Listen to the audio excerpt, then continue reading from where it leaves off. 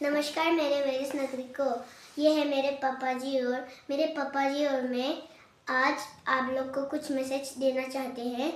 क्या आप जानते हैं हमारे मिश्मी जनजातियों के घर पूजा होने के बाद क्या होता है? गेना होती है। नहीं, कमत होता है। नहीं जी, गेना होता है, गेना। अरे नहीं पापा जी, कमत होता है। नहीं, गेना होता है, गेना। नहीं, TABO होता है। टेबो टेबो होता है। टेबो होते हैं हमारे मिश्मी जनजातियों के घर में।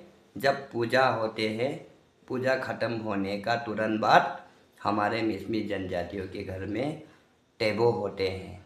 हमारे बहुत सारा यंगर जेनरेशन से टेबो का मतलब नहीं सीख पाते हैं, नहीं जान पाते हैं।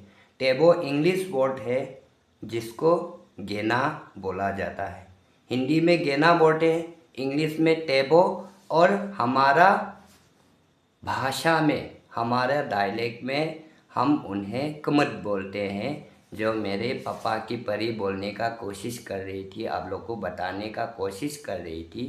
कमत जो बोला जाता है उसका मतलब है गेना, एंड इंग्लिश से इसको टेबो कहते हैं।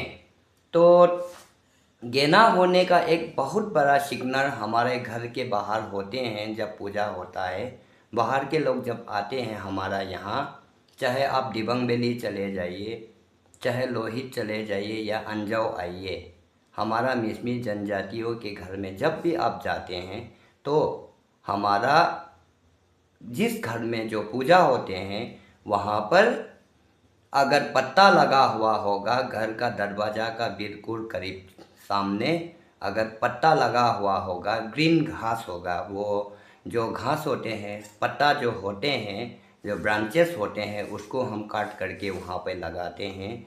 उसका मतलब ये है कि बाहर का लोग जो गेस्ट आते हैं उस समय हमारे घर पर नहीं घुस सकते हैं, क्योंकि वहाँ पे पूजा पाठ हुआ है, रिचुअल्स हुई है।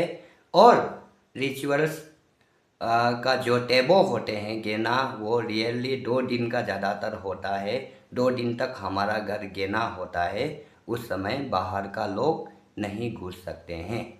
तो इस चीज़ को, इस संदेश को मेरा बेटी आप लोगों तक बताने का कोशिश कर रही थी और हम लोग ने मुझे बता दिया, शायद समझ में आ गया आप लोगों को।